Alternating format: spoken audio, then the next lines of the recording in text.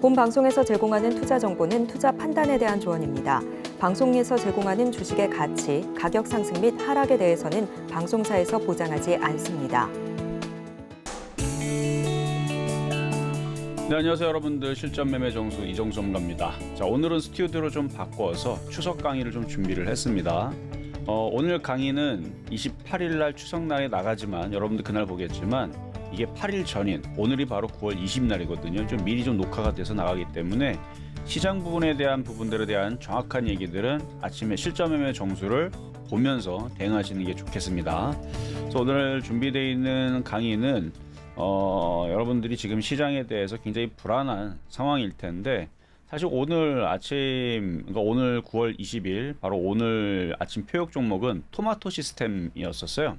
근데 오늘 저점에서는 좀 많이 올라왔는데 방송에서 추천주로 드렸던 가격대에서는 14.2%인가의 수익이 났습니다. 오늘 장 되게 안 좋았거든요. 종목들 뭐 올라가는 것도 없고 오늘 새벽에 FOMC가 발표가 되는데 그것 때문에 종목들이 올라가지도 않고 막 초전도치 움직이고 막 그랬단 말이에요. 그래서 오늘 시장 전략 자체를 저는 이제 잡주를 해라.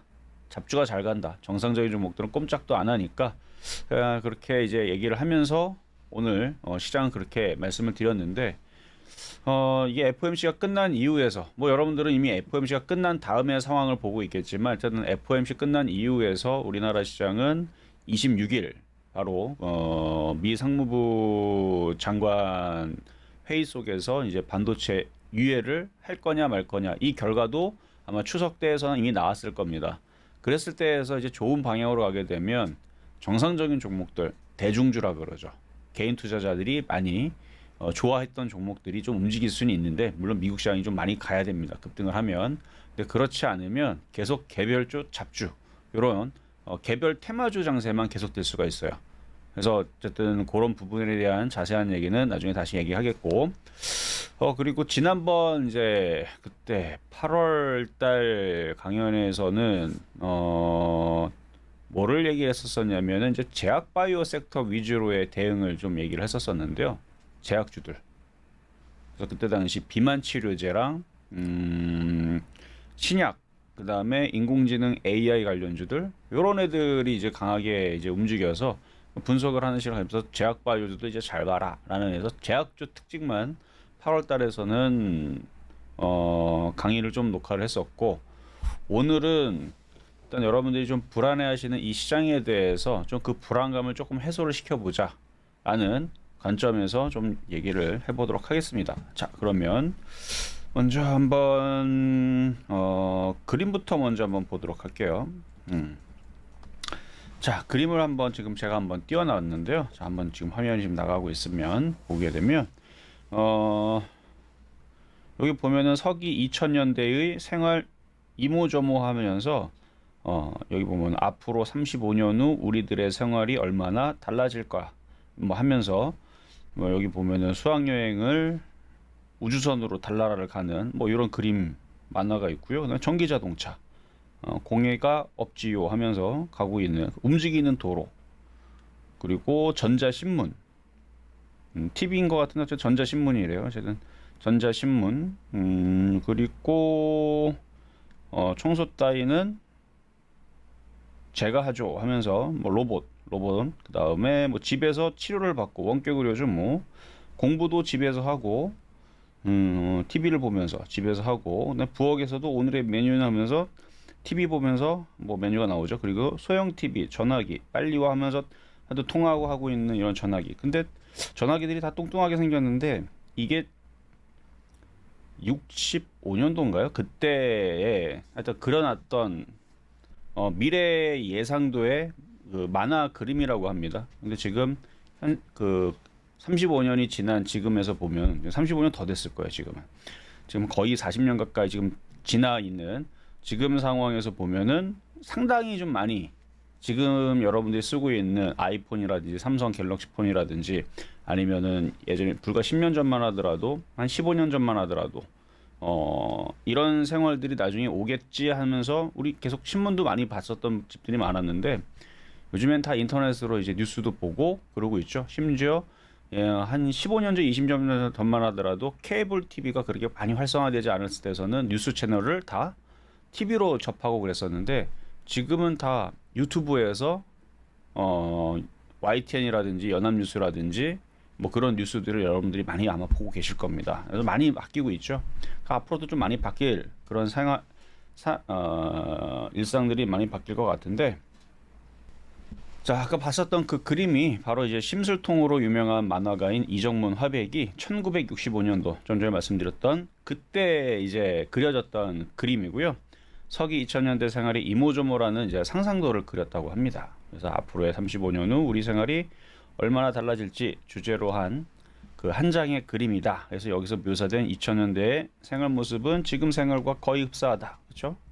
태양광을 이용해서 가정용 난방과 전기를 공급을 하고 65년도에 그려졌다는 게 정말 신기할 정도로, 그다음에 공해가 없는 전기 자동차를 또 타고 다니고, 지금 전기차 사실 뭐 전기차 여러분들 이게 보급화되고, 물론 얘기는 한 10년 전서부터 해서 뭐 코엑스나 뭐 엑스포나 킨텍스에서 전기차 수소차 나올 거다라고 10년 전서부터 계속 광고는 하긴 했어요. 10년 전부터.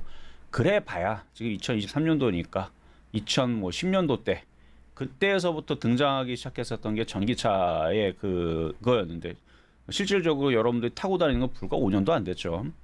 근데 65년도에 저걸 예상을 했는데 됐잖아요. 1965년도면 여러분들 태어났습니까? 일단 저는 안 태어났어요. 우리가 태어나기도 전에 이런 상상도를 했었다는 거죠. 그래서 지금 좀 전에 봤었던 이 내용들은 기사에 나왔던 거예요. 그래서 이 기사는 2015년도에 나왔던 기사를 제가 발췌를 한 겁니다. 그래서 여기 보면은 전기가 통하는 전기 자동차를 타고 다니고 전파를 이용해서 TV와 신문을 보는 모습, 인터넷 뉴스를 보는 것이 일상화된 현재와 같다.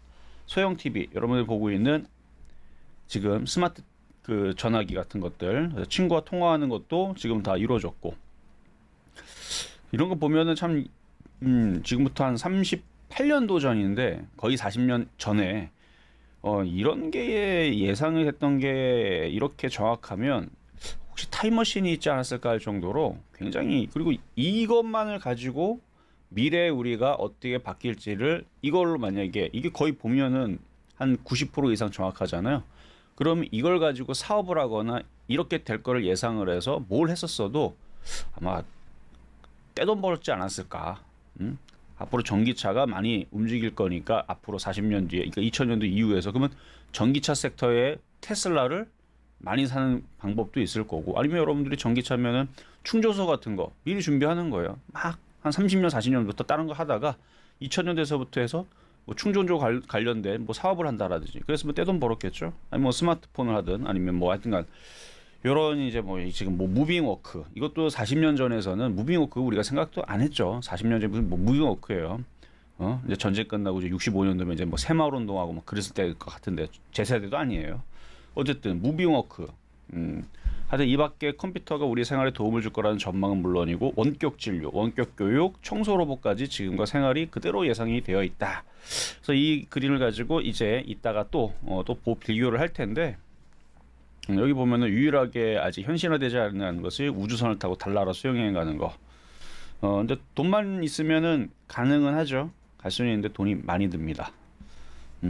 어쨌든 학생 잡지에 실렸던 이 그림은 당시에 흥미로운 만화에 불과했지만 지금과 비교할 수 없을 정도로 기술이 떨어졌던 과거의 현재 모습을 이토록 정확하게 예상했다니 놀라울 따름이다.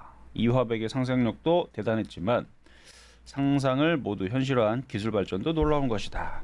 라는 얘기가 나왔는데, 자, 일단 이제 시장 얘기로 다시 넘어가서 이따가 또 다시 얘기는 또 꺼내도록 하겠습니다. 왜냐면 앞으로의 미래가 또 바뀔 흐름 속에서 우리가 그러면은 38년 전의 상황이 저런 뉴스들이 있었고 저런 이제 상상도가 있었으면 앞으로의 20년, 30년도에서는 뭐가 바뀔지 우리가 먼저 미리 알았다면 주식을 투자를 하든 아니면 사업을 하든 그쪽에다가 하면은 또 나중에 또 기회가 오겠죠. 자, 지난 주말에 제가 이제 강연회를 했었고, 그러니까 지난주 금요일 날이죠. 그러니까 오늘이 9월 20일이니까 오늘 수요일이니까 대충 한 16일, 뭐 한 15일, 15일이었던 것 같아요. 한 14, 15일에 아마 미국 시장이 금요일 날 좀 빠졌었는데 많이 안 빠졌어요. 그리고 다시 반등을 줬는데 빠진 이유가 일단 미국이 옵션 만기였고요. 그다음에 유가가 90달러를 넘어서 지금 100달러로 근접을 합니다. 그래서 인플레이션 얘기가 나오면서 주식시장이 상승을 하려면 일단 유동성이 풍부해야 돼요. 돈을 풀어야 됩니다. 긴축을 하면 일반적으로 빠져요. 근데 양적 완화, 그 다음에 돈을 풀고 이러려면은 금리를 낮추거나 해야 되는데 금리를 계속 올리는 이유도 인플레이션을 잡기 위해서 하는 거니까. 그러니까 시중에 있는 돈들을 빨아 땡기기 위해서는 뭐 여러 가지 정책이 있지만 그 중에 하나가 바로 금리 인상. 그래서 기술주들은 금리 인상을 하면서 유동성을 축소시키게 되면 일반적으로 빠져요. 그러면 기술주만 빠지는 게 아니고 대부분 다 빠집니다. 시장도 빠지고. 근데 내년에서 미국이 금리 인하를 시도하겠다는 기사가 계속 나왔죠. 한 번, 두 번은 여러분들도 들었을 거고. 그래서 계속 올해 초부터 얘기가 나왔던, 올해 초에는 계속 금리 인상을 계속 할 거다. 계속하고 있잖아요, 지금.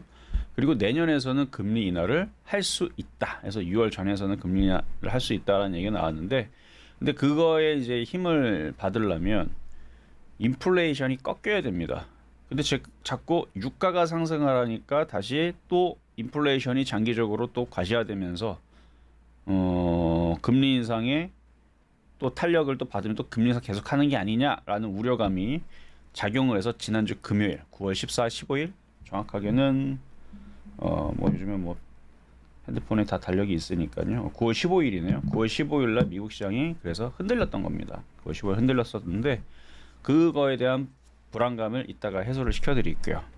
그래서 옵션 만기의 영향이 있었고 국제 유가 인플레이션 영향. 자, 하여튼 이런 이슈가 있었고요. 그리고 자, 뭐 그다음에 또 하나가 바로 TSMC 납품 연기 요청에 반도체 회복이 더뎌질 것. 사실 요 이슈 때문에 더 떨어졌던 것도 있어요. 그래서 이것 때문에 이번 주 월요일날 화요일날 반도체들이 더 빠졌는데 저는 이 얘기 바뀔 걸로 보입니다. 어떻게 바뀌느냐? TSMC에서 납품 연기 요청이 아니고 반도체 회복이 더 잘 될 거고 그래서 반도체주들이 더 잘 갈 거다라는 게 분명히 얘기가 나올 거예요. 그러니까 저걸 가지고 너무 겁먹을 필요 없습니다. 최근에 노란톡방이나 이런 데 돌아가셨던 분들도 저 뉴스 때문에 왜냐면 빠지는 뉴스가 저거라 그러니까 TSMC가 납품 연기를 요청한 이유가 뭐였냐면 반도체가 회복이 더뎌질 거고 둔화가 될 것이라는 그런 악재가 나오면서 지금 흔들어 놨는데 말장난이에요. 분명히 바뀝니다. 저거는. 왜냐면은 지금 반도체 D램 가격 바닥을 치고 있고 실제로 치고 있습니다. 가격 그 표를 봐도 바닥을 지금 치고 살살 올라오고 있고 그리고 그 컴퓨터 조립하는 사람들 좋아하는 사람들은 다나 사이트를 많이 이용을 해요. 거기 가면은 컴퓨터 부품들 가격이 나와 있는데 D램 가격 물론 그냥 그 상품 가격을 봐도 되지만 실질적으로 여러분들 구매하는 DDR 가격은 올라간지 안 올라간지 거기 보면 많이 나오거든요. 그럼 거기 댓글도 보게 되면은 메모리 반도체가 18,000원에 팔았던 DDR4 8기가짜리 램이 지금 21,000원에 팔아요. 그러니까 3, 4,000원 올라갔단 말이에요. 그래서 비싸다고 이거 반도체 가격 왜냐면 사람들은 그러니까 그 뭐 대부분 이제 학생들이 많이 맞추겠죠. 게임하려고 반도체 가격이 18,000원에서 21,000원이면 굉장히 많이 올라가는 거예요. 그렇죠. 18,000원이니까 여러분들한테 그렇게 얘기했을 때에서 잘 안 와닿으면 만약에 여러분들이 소고기를 먹는데 18,000원에 먹던 거를 21,000원에 먹는 생각을 해봐요. 그러면 비싼 거죠. 아니면 뭐 돼지고기를 요즘에 이제 돼지고기도 많이 올랐으니까 뭐 여러분 시장 가갖고 18,000원에 먹었던 걸 21,000원에 먹으면 근데 이게 거기서 끝나는 게 아니고 가격이 더 오를 겁니다. 더 오를 거예요. 그래서 아마 과거에서도 메모리 반도체 가격 올라가기 시작하게 되면 현물 가격 말고 이제 상품으로 우리가 직접 구매할 때에서 더블 이상 뜹니다. 그래서 쌀 때는 제가 컴퓨터를 좋아해서 알아요. 램 쌀 때는 저도 좀 사고 업그레이드 컴퓨터 업그레이드 하니까 18,000원 정도면 싼 거고요. 나중에 비쌀 때는 한 8만 원 정도 합니다. 그리고 이게 가격이 좀 거품이 많이 끼게 되면 12, 3만 원까지도 올라가기도 해요. 18,000원 하던 게. 그러니까 메모리 가격이 10배가 올라가는 겁니다. 근데 웃기게도 그래도 없어서 판매가 안 될 정도로 항상 그래요. 그래서 쌀 때나 18,000원인 거지 슬슬 올라가는데 본격적으로 가격 상승세는 아닌 것 같고 그래서 어쨌든 나중에는 이제 반도체 D램 가격 상승하고 올라가고 그러면은 반도체주도 안정화를 줄 텐데 지금 당장으로는 그렇게 여러분들이 막 속 편안하게 막 마음 편안하게 막 급등하지 않으니까 조금 답답은 할 겁니다. 어쨌든 유가에 대한 얘기를 좀 더 다시 얘기를 하자면, 자, 유가 같은 경우는 이제 미국의 이제 셰일 혁명이라고 이게 2008년도, 2009년도만 하도록 셰일 가스 관련주, 그다음에 뭐 셰일 오일 관련주 이런 게 있었어요. 근데 지금은 그 얘기가 없죠.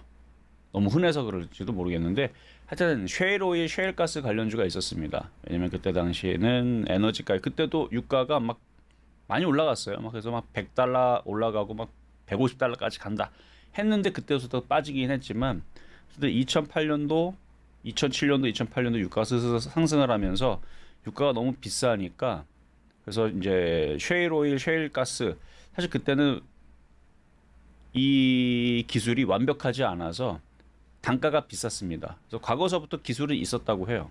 근데 석유를 뽑아내는데 사우디나 이런 애들은 뭐 단가가 뭐 3, 40달러에서 맞출 수 있는데 셰일 오일 만들어내는데 200달러가 넘어갔었거든 처음에. 그러면은 그 상품 가치가 없죠. 어차피 똑같은 기름이에요. 똑같은 여러분들 기름을 휘발유를 뽑아내고 뭐 경유를 뽑아내는데 사우디에서는 뭐 1리터당 예를 들어 뭐 2,000원에 파는데 미국에서는 셰일 오일로 뽑아내면은 1리터당 뭐 9,000원에 판다. 그럼 여러분들 똑같은 기름인데 뭐 품질이 다른 게 아니야. 똑같은 기름인데 9,000원 내고 여러분 살 일이 없잖아요. 그래서 상품 가치가 없어서 안 했었는데 유가가 그때 당시 막 100달러 넘어가고 막 120달러 가라고 막 150달러도 간다라는 얘기 나오면서 막 그러니까 셰일 오일, 셰일 가스에 대한 그 연구가 엄청나게 활발하게 되면서 단가를 낮추는 그래서 셰일 혁명이라까지도 그때 당시 얘기가 나오면서 했는데 자 여기 보면은 이제 여기서 보여주는 거는 전통 석유 시추 방법 20달러가 생산 단가고 그 다음에 여기 보면은 20달러가 생산 단가로 되어 있고 셰일 석유 시추 방법은 50에서 60달러 생산 단가로 되어 있죠. 그러니까 처음에 시도할 때에서는 생산 단가가 높았다는 거예요. 그러니까 200달러 이상 됐기 때문에 가치가 없었지만 이때가 이제 2008년도, 2010년도 그 사이에 셰일 혁명이 시작이 되면서 단가가 확 떨어지면서 한때는 지금 여기 써져 있는 건 50달러, 60달러가 셰일 석유의 시추 방법의 생산 단가라고 나와 있지만 그때 당시 뉴스는 20달러 이하에서도 생산이 가능하다라고 얘기가 나왔었습니다. 진짜인지 아닌지는 모르겠지만 경쟁을 했었죠. 중동 나라와 그다음에 미국이라는 나라가 서로의 그 에너지 전쟁의 패권을 다투기 위해서 서로가 경쟁을 하면서 미국이 저 셰일 혁명을 일으키면서 가격을 폭락을 시켰었던 사건입니다. 그렇게 해서 석유를 뽑아내는 나라들이 망할 뻔했죠. 실질적으로 재정 적자와 망할 수도 있었던 극적인 어쨌든 그런 극도로 심각한 상황까지도 내려갔었던 그때 당시 상황이었는데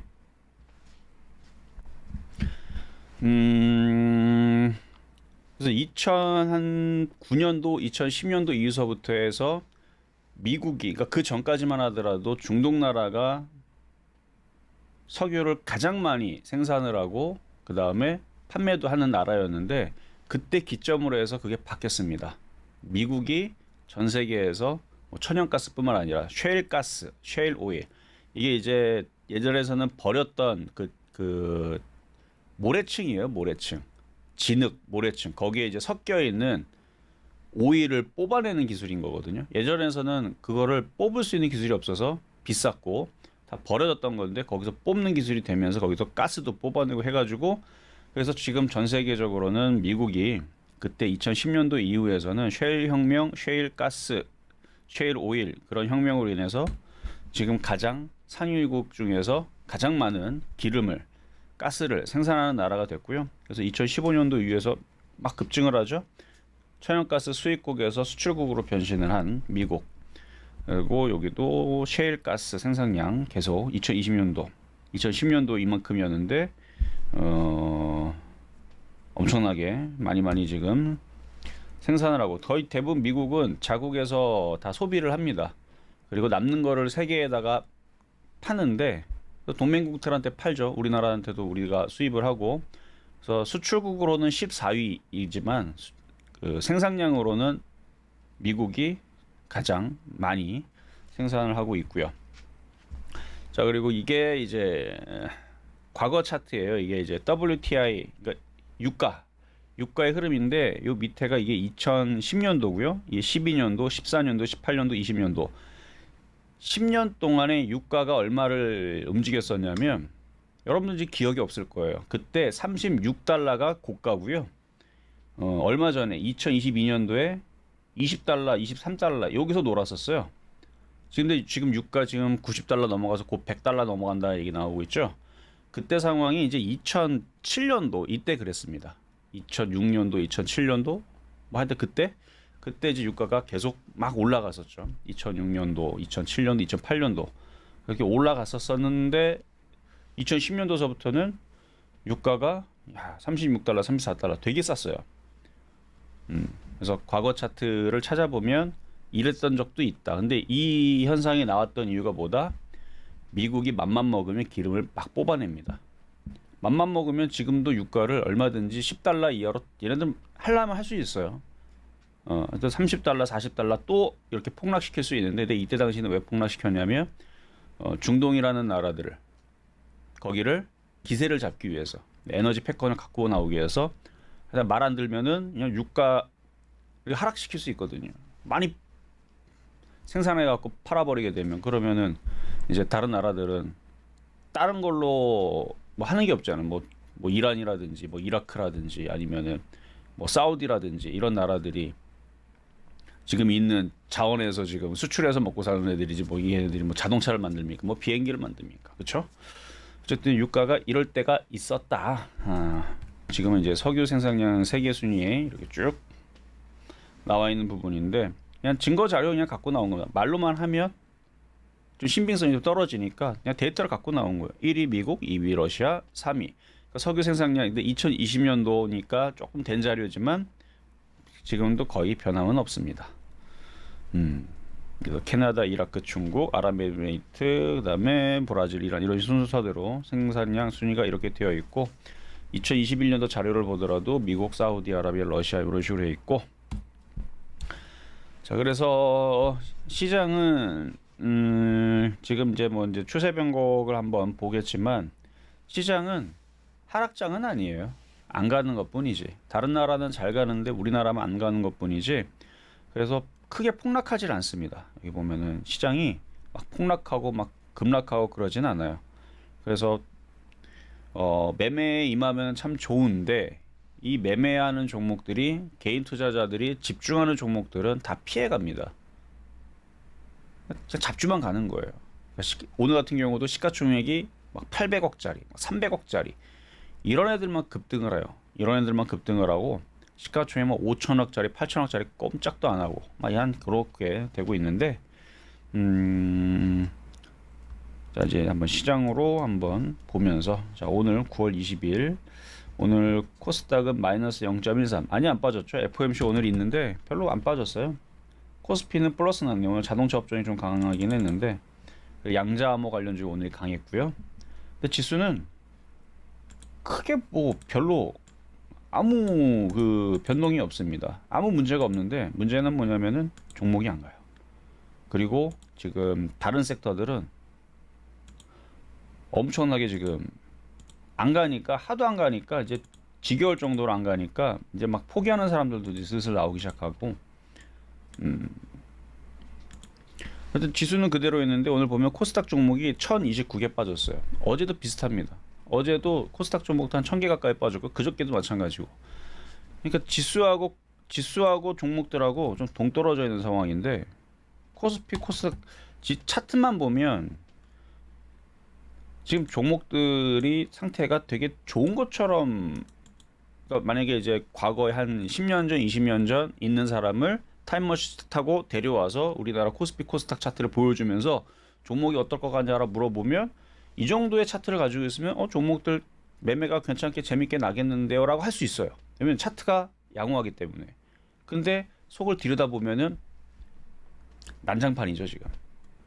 여러분들이 지금 느끼는 것처럼 답답하고 미칠 것 같고 막 죽을 것 같고 종목들이 자꾸 땅굴을 파고 가는 건 잘 가는데 안 가는 건 내 건 되게 안 가고 지금 상황이 그렇거든요.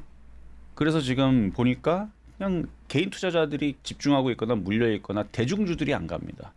오늘도 보면 또 급등하니 또 초전도체 관련주 움직이고 양자 암호 관련주들 날아다니고 그러면 하나의 테마가 잡주라도 하나의 테마가 진득하니 계속 가면 좋은데 한 달 전만 하더라도 무슨 뭐 카메라 관련주에서 움직였는데 그때 잠깐 움직이고 지금 잠수 탑니다. 계속 떨어져요. 두 달 전만 하더라도 화장품 관련주 급등했는데 지금 거의 한 달 보름째 계속 빠집니다. 어제 잠깐 잠깐 반등 나왔었는데 또 빠지고 있는 것 같아요. 그리고 하여튼간 종목들이 뭐 잠깐 움직였다가 그러니까 얘네들 진득하니 안 움직여요. 그러니까 좀 더 매매가 더 강하게 좀 들어가기도 그렇고 좀 불안하죠. 어쨌든 시장이 일단 FOMC 끝나고 나서 그 다음에 미국이 우리나라의 반도체 수출을 유예해주거나 아니면 풀어준다는 얘기가 나오게 되고 그리고 미국 시장이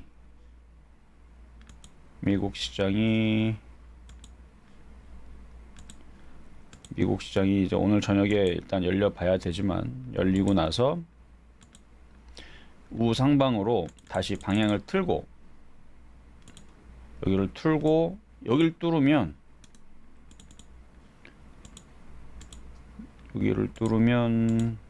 여기를 뚫으면 7월달 고점을 뚫으면 이제 저 왼쪽에 있는 역사적인 또 고점을 뚫으러 가야 돼요. 근데 일단 주봉으로 보더라도 여기만 뚫어도 좋아요. 여기만 뚫어도 여기에 대해서 이제 넘어갈 수 있는 기대감은 충분히 줄 수 있습니다. 왜냐면 내년에 미국 대선이 있거든요. 그것도 이따 뒤에서 얘기할 텐데 일단 다우존스는 별로 많이 안 남았어요. 물론 주봉이니까 좀 얘네들도 한참 좀 더 가야 되지만 일본은 진짜 코앞에 있고요. 일본은 진짜 맘만 먹으면 그냥 넘어가요. 얘네들은 역사적인 고점 맘만 먹으면 넘어가고 유럽 시장도 뭐 좀만 넘어가면 넘어가요. 근데 우리나라는 얘네들 따지게 되면 뭐 이쯤에 있거나 이쯤에 있는 우리나라 시장이라서 뭐 유럽 시장, 미국 시장, 일본 시장은 좋아요. 얘네들은 내년에 대세 상승장 갈 것 같습니다. 우리나라도 데리고 갈 건지는 가봐야 되지만 똑같이 강하게 갈 거는 뭐 하도 우리가 당했으니까 기대를 하지 말자고요. 똑같이 강하게 갈 거, 그거까지는 나중 가서 똑같이 가면 참 좋은 거고 걔네들 가는 거 반만이라도 따라가도 감지덕지 하는 뭐 그런 마음으로 하면은 그렇게 실망스럽지는 않지 않을까. 그래서 내년에는 미국 시장 대세 상승장 여기서 뚫어버리는 거예요. 계속 가는 거죠. 막 테슬라 주가 폭등하고 반도체 주가 뭐 다 폭등하고 AMD서부터 인텔 주가들 막 폭등하는 거예요. 다 내년에 다 왜? 뭐 이유는 인공지능이죠. 뭐 인공지능 반도체 수요가 확장을 하고 디램 가격 바닥을 쳤고 바닥 치고 끝나는 게 아닙니다. 앞으로 1년, 2년, 3년 계속 확장해요.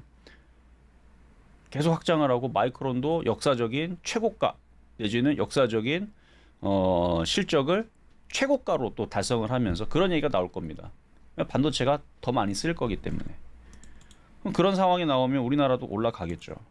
근데 그런 얘기를 제가 맨날 해도 여러분들은 내일 또 주식 빠지고 다음 달도 빠지고 다다음 달도 빠지면 당연히 힘들어하겠지만 긴 추세와 큰 흐름을 보면 우리나라 시장도 따라는 가야 됩니다. 그래서 내년에서는 따라는 갈 텐데 언제 이게 시동이 걸리고 갈지는 좀 두고 보자고요. 어쨌든 시장 추세는 전 세계 글로벌 시장은 다 우상향이고 우리나라 시장도 하락 추세는 아닙니다. 여기 이렇게 보면 우리나라 시장도 하락 추세는 작년에 다 끝났고요. 주봉으로 봐도 하락 추세는 다 끝났죠.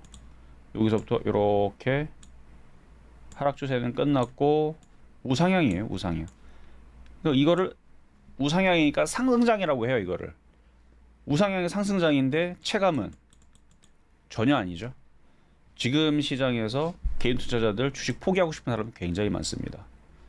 차트는 우상향을 하고 있는데 개인들은 지금 포기하고 싶다는 생각이 많다라는 얘기는 작년 대비 이렇게 계좌가 반토막 나고 그러진 않을까. 안 움직이니까 포기하고 싶을 건데 좀만 더 참으면 내년에 미국 대선도 있고 상승장 오면 그러면 내년 우리나라 시장도 뭔가 좀 쫓아가는 상황이 나오지 않을까.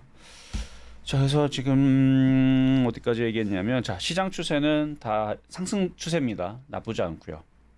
그래서 일본이나 미국은 주식한 사람들은 돈 많이 벌었어요.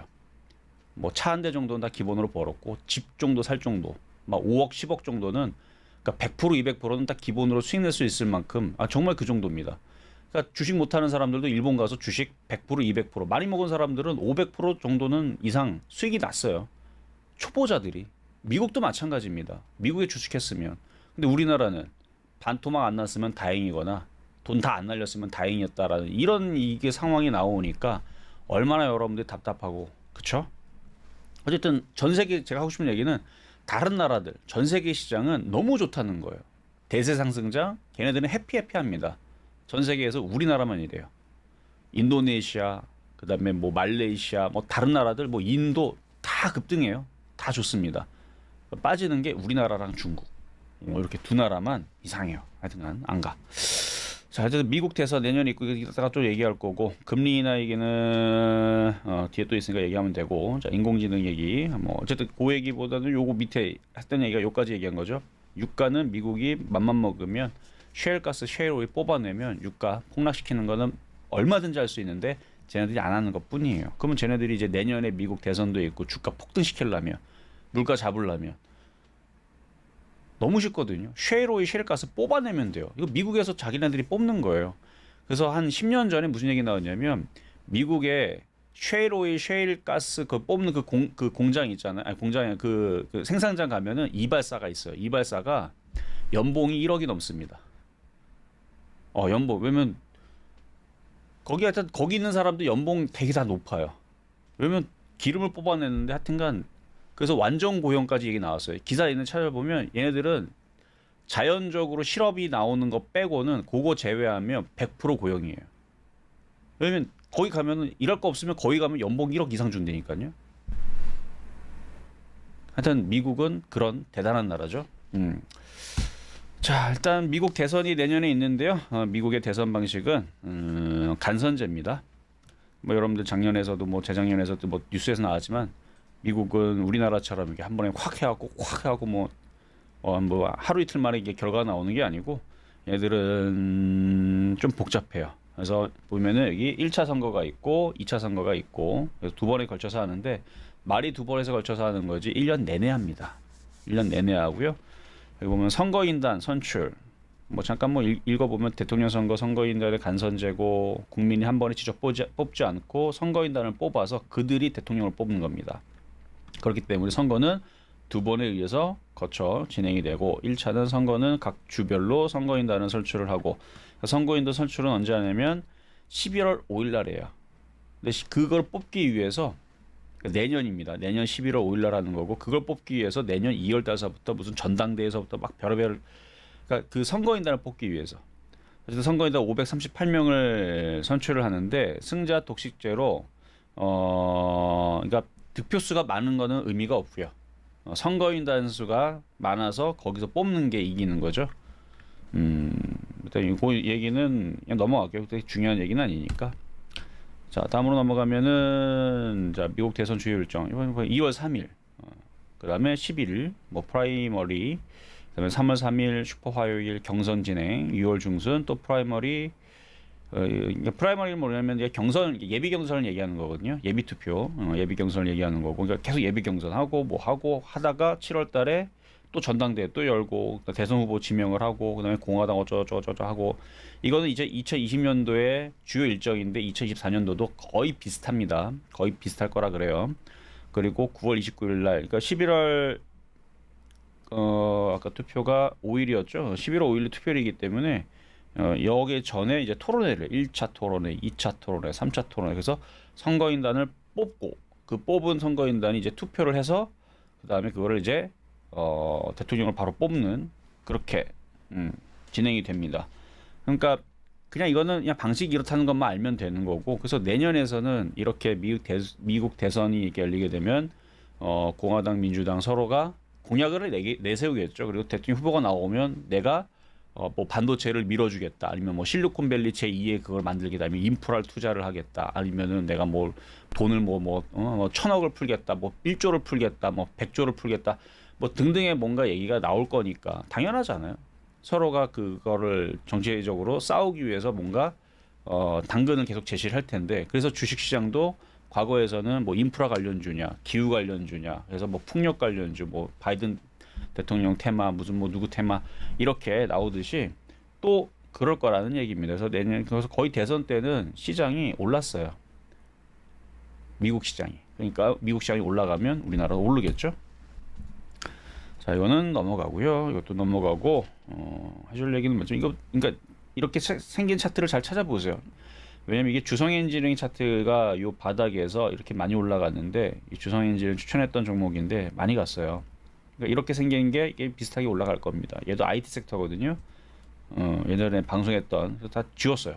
한번 찾아보시라고. 이게 똑같이 갈 가능성이 높습니다. 이런 종목들을 잘 찾아보시면 되고.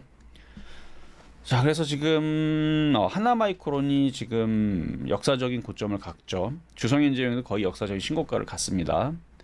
그리고 내년 미국 대선도 있고, 그다음에 미국에서 금리 인하한다 그러니까 양적 완화를 기대해 볼 수 있죠. 그래서 반도체의 쓰임은 계속 많아질 거라서 하이닉스 10년 뒤에 100만 원 저는 간다고 예상을 합니다. 내년에 20만 원, 30만 원이 그러니까 내년에 목표치는 20만 원, 30만 원. 지금으로부터 한 80%에서 100% 가야 돼요. 이거는 뭐 과거 실전 매매 정수에서 추천했던 바닥에 추천했던 하나마이크론인데 434% 올라간 거랑 주성엔지니어링 449.8% 올라간 거랑 5,820원 추천했거든요. 그리고 코스모신 소재 지금 이제 2차 전지는 이제 많이 올라가서 저는 이제 좀 피해야 되는 섹터로 그리고 단타만 가능한 많이 빠지면 근데 방수 추천했을 땐 7,000원 추천했어요. 코스모신 소재 3,000% 올라갔습니다. 3,300% 올라갔고요. 코스모와 이것도 방송에 추천했는데 이거 추천하고 욕 먹었죠. 안 간다고 891% 갔어요. 잠깐 안 갔어요. 한 2달 안 갔습니다. 2달 안 가니까 아주 답답해갖고 막 다 손절하고 버렸더니 2년 걸렸습니다. 2년 걸렸더니 어떻게 해요? 거의 890% 올라간 10,000원이에 사놓으면 돈 된다 그랬는데 그때 하도 안 간다고 다 던진 사람들 후회하는 종목이 코스모학이고요. 자, 에코프로 27,000원을 추천했던 종목인데 요 놈이 7,000% 갔습니다. 73배 1억 샀으면 73억 번 거죠, 그렇죠? 근데 이것도 한 2년 넘게 올라가서 이렇게 올라온 거지 뭐 하루 만에 못 가요. 자, 이 종목들 보여드린 이유가 이제 2차 전지 이 흐름이 반도체로 올라올 건데 자, 엔비디아 주가 많이 올라갔죠? 아직 우리나라는 올라간 거 없고. 자, 아까 보여드렸던 그 그림인데 자, 왼쪽에 봤을 때 아까 보여드렸던 그림이고 자, 오른쪽은 이제 앞으로 20년 후에서 어떤 이제 세상이 올 것인가에 대한 이제 상상도를 누군가 그린 겁니다. 여기 보면은 이제 그림을 좀 더 자세하게 우리가 한번 봅시다. 이게 보면 연은 아닐 거예요. 무슨 뭐 아마 무인 비행기인 것 같고 그다음에 이 학생이 뭔가 들고 있는데 이것도 뭔가 스마트한 뭐 IT 뭐가 있을 텐데 눈에 보이진 않으니까 넘어가고 뭐 전기 자동차인 것 같고 이거 보면 이거 날아다니는 거지 이거 드론 택시인지 오토바이인지 하여튼 드론 오토바이인 것 같고 서빙하는 로봇도 보이고요 뭐 등등 로봇 강아지도 보이네요. 자, 이런 이제 그림들이 있는데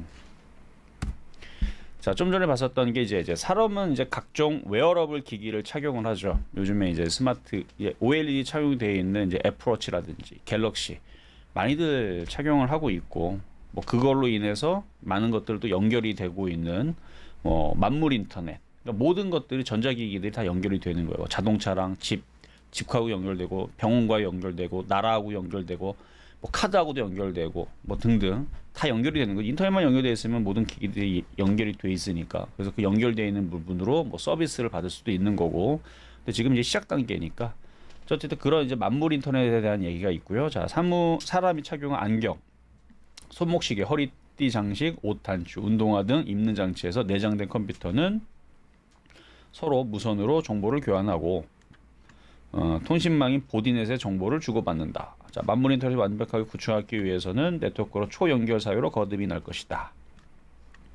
모든 움직임이 모두 낱낱이 추적이 되고 기록되는 세상이 올 것이다. 우리의 모든 둘러싼 것들이 살아있는 세상이 될 것이다. 건강을 지켜주는 기술도 크게 발전할 것이다. 자, 분자 진단 기술이 진화하면 생명 기본 단위인 DNA 비밀이 밝혀지고 분자 수준에서 질병을 진단을 하고 치료하는 분자 의학이 출현할 것이다. 분자 진단이 의료 기술의 혁명을 일으키고 나노의학 발달로 치료까지 진전돼 질병 관리가 용이해진다. 병원에 가면요 나노 로봇 치료가 있더라고요. 그 보험 상품에 나노 로봇 치료도 있어요. 그게 점점 좀 발달을 하겠죠. 몸 안에 로봇이 들어가서 걔네들이 치료를 하는 치료 하나의 기술입니다. 인터넷 찾으면 나와요. 그런 것들이 이제 만약에 기술이 발달이 될 거고요. 그다음에 분자 진단 기술. 그러니까 DNA가 이제 다 해석이 되고 있는데 이게 양자 컴퓨터로 하면 지금 있는 슈퍼컴퓨터로 1000년 할 거 양자 컴퓨터로 하게 되면 뭐 5초만 한다 그러죠. 그러니까 엄청나게 이 DNA 분석하는데 양자 컴퓨터를 이용을 하면 다 해석이 우리 사람의 모든 지도들이 다 그러면은 어떤 사람이 뭐가 병에 걸리면 그 지도를 펼쳐 놓으면은 그걸 찾아낼 수 있고 신약이 개발될 수가 있고 이게 이제 기초 단계가 이제 시작 단계이기 때문에 의료 AI라든지 앞으로 신약 이것도 테마가 당연히 만들어지겠죠. 그래서 환자가 또 내용을 보면은 또 환자가 또 병원에 직접가지 않아도 의사와 이거 원격 의료 사이버 헬스케어도 본격화될 것으로 기대된다.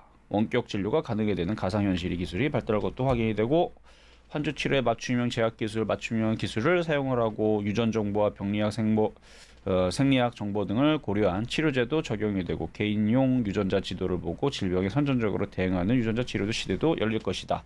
이건 진짜 될 것 같아요. 여러분 봐도 될 것 같죠? 이거는 제가 볼 때 됩니다. 앞으로 20년 안에 될 것 같아요. 그럼 이거 관련된 제약 바이오 아니면 관련된 뭐 제약 정보 이런 뭐 원격 치료 뭐 이런 것들 묻어두는 거예요. 그럴 수도 있죠, 그렇죠? 자 그리고 기술로 진행하는 성장 사회, 자 무인항공기, 포스트 실리콘 서비스, 로봇 등 미래 사회 성장 동력 쪽도 뽑혔고 무인항공기, 정보통신, 정보기계 기술을 이용한 2035년 국제시장에서 유리한 위치를 점할 것으로 기대가 되고 무인항공기 활용 군사용은 물론이고 농약 살포, 무인 방제, 감시, 정찰, 정밀, 항공 촬영. 우리나라 뭐 방산 기술도 좋고요. 무인항공 기술도 좋아서 아마 이런 부분에서 좀 두각을 나타낼 걸로 예상이 되는데 그래서 그쪽 관련주도 관심 있게 보시면 되고 자, 또 반도체 산업은 실리콘을 넘어서 새로운 소재가 주목되는 포스트 실리콘 시대가 될 것인다. 무어의 법칙이 나온 이후 40년이 지난 2015년까지는 정확히 들어간 것으로 평가되지만 실리콘 반도체 기술의 본질적 한계로 조만간 한계가 올 것이라는 견해가 많다. 하지만 무어의 법칙이 종료가 되면 새로운 나노 소재와 컴퓨터 아키텍처가 대안으로 부상될 것으로 예상이 된다. 그래서 최근에 있어서 초전도체 그 이슈도 비슷한 거였어요. 새로운 소재가 나오게 되면 이게 또 바뀝니다. 얼마든지 바뀔 수 있는 기술도 많이 있거든요. 안 되는 건 아니고. 자 그리고 서비스 로봇 일상생활에서 쓰임이 극대화된다. 여러분 지금 집에 청소 로봇 하나씩 쓰고 있죠. 아주 단순한 거. 그거보다 더 고차원적이고 더 대단한 것들이 앞으로 나올 겁니다. 그럼 안 살 거예요, 여러분들? 사야 돼요. 제가 볼 때서는 나중에 여러분들 집에 가잖아요. 로봇이 물론 인간형 로봇일지 아니면은 부엌에 설치되어 있는 로봇인지 모르겠지만 그냥 백종원 레시피 그냥 입력하면요 다 만들어줍니다. 재료만 갖다 넣어놓으면 지가 알아서 다 만드는 세대가 분명히 올 거예요. 뭐 청소도 하고 로봇 애들이 뭐 하여튼 뭐 요리도 하고 그러면은 살만하죠, 그렇죠? 그런 것들은 그러면은 이제 음식 못해도 음식 맛있게 먹을 수 있으니까 자 그런 것들 그다음에 특히 고령자나 장애인을 도와주는 로봇이 각 가정에 필수품 되면서 사회적 약자의 삶이 뭐 개선되고 어쩌고저쩌고 뭐 운동 그래서 협동 로봇뿐만 아니라 그건 이제 공장에 들어간 협동 로봇 사람을 도와주는 협동 로봇 그다음에 의료기기 치료할 때 이렇게 찾는 거 자 어쨌든 그런 부분들에 대한 얘기들이 이제 계속 나올 거고 앞으로 발전이 될 건데요 아까 그림 보셨죠 근데 걔네들을 구동하기 위해선 반도체가 필요합니다. 그래서 반도체에 자 그래서 제가 이거 요즘에 이제 밀고 있는 그림인데요. IT 순환매 이게 계속 돌 거예요. 결국은 올라갈 거고. 자 그리고 금리 인하는 이제 기사를 제가 발췌한 건데 내년에서 금리 인하 올 것이다. 대충 보면 되고 넘어가면 되고. 자 AI 패러다임의 변화. 아까 얘기해드렸던 그 모든 구상하는 것들이 과거에서 1985년도에서는 그냥 AI 1세대 되게 단순한 겁니다. 되게 단순한 거였는데 2015년도에서 연결주의 시대 이제 통신이 되고 통신이 좀 빨라지고 이제 연결은 인터넷이 되고 이 정도 그렇죠? 지금 우리가 생활하고 있는 게 연결주의 2세대인데 이제 앞으로 나오는 거는 인지주의 AI 시대가 열릴 거라고 서울대학교 장벽탁 교수님이 말씀하신 거를 그냥 제가 갖고 온 건데 어쨌든 이런 식으로 이제 발전이 될 건데요. 자 인간을 닮은 AI 로봇이 온다 해서 2022년도에서는 16억 2천만 달러였는데 이 시장이 계속 증가하는 폭을 봐보세요. 몇 배예요 지금? 이게 2022년도인데 몇 배인지 대충 따져봐도 한 50배? 50배 정도 성장하는 것 같죠? 더 될 수도 있어요. 한 뭐 70배 정도 되나? 80배? 80배 정도 성장하는 것 같네요. 80배 정도 성장을 하는 거의 300억 달러니까. 286억 6천만 계속 성장합니다. 그럼 로봇만 성장하느냐? 아니요. 차량용 반도체, PCB, OLED 다 성장합니다. 왜냐면 걔네들이 다 IT를 구성하는 요소거든요. 반도체 재료, 부품, 장비, 인공지능, AI 모든 게 다 같이 성장합니다. 왜냐면 걔네들이거든.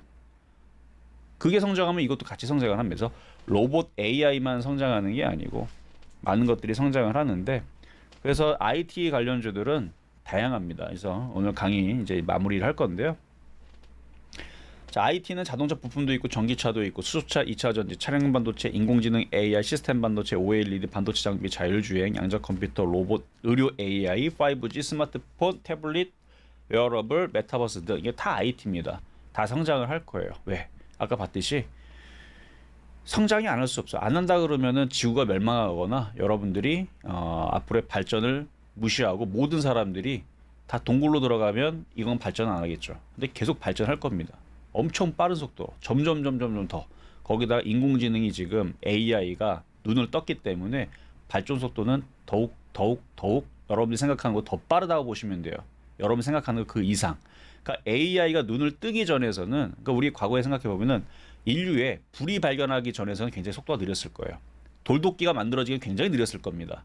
그리고 세상에 바퀴라는 발명품이 나오기 전까지는 굉장히 느렸을 거예요. 그리고 전기가 통하고 전화기가 처음에 나오기 전까지는 굉장히 불편했을 겁니다. 뭐 종이로 써가지고 뭐 이렇게 소식 전하고 말 타고 다니고. 근데 발전이 되게 되면 인류의 역사가 굉장히 빠르게 바뀝니다. 그게 온 거예요 지금. 인공지능 AI라는 건. 그래서 저는 반도체 섹터가 나중에 분명히 크게 갈 거는 확신을 하지만 지금 당장 안 가기 때문에 여러분들이 굉장히 답답하고 뭐 실망도 할 수 있어요. 하지만 믿음을 갖고 가져가면 되는데 근데 이렇게 얘기를 하더라도 제가 아까도 초반에 얘기했잖아요. 지금 당장 빨리 움직이는 건 지금 흐름은 잡주가 잘 움직입니다. 그래서 잡주의 흐름들 단타를 원하는 사람들은 아침에 실전 매매 정수에서 오늘 9월 20일이거든요. 방송은 28일 날 나갑니다. 추석 때 나가긴 하지만 잡주가 움직일 때는 잡주를 매매해주면 되고요. 그 다음에 주도 섹터가 움직이기 시작하게 되면 주도 섹터 하면 되는데 미국 시장은 대세 상승장으로 갈 것이고 우리나라도 따라는 갈 것이기 때문에 여기서 포기하지 말고 좀만 더 견뎌보시면 좋은 흐름이 있지 않을까 한번 추석날 한번 말씀을 좀 드려봤고요. 추석 가족들과 추석 연휴 길죠? 잘 보내시고 끝난 이후에서 좀 더 좋은 시장으로 다시 여러분들과 한번 시장 얘기도 나누고 또 좋은 주식시장이 왔으면 좋겠다는 바람을 저도 갖고 있고 여러분들도 희망을 갖고 저와 함께 한번 잘 이겨내 보시기를 바라겠습니다. 자, 그럼 저는 여기서 마무리하고 다음에 뵙겠습니다. 감사합니다.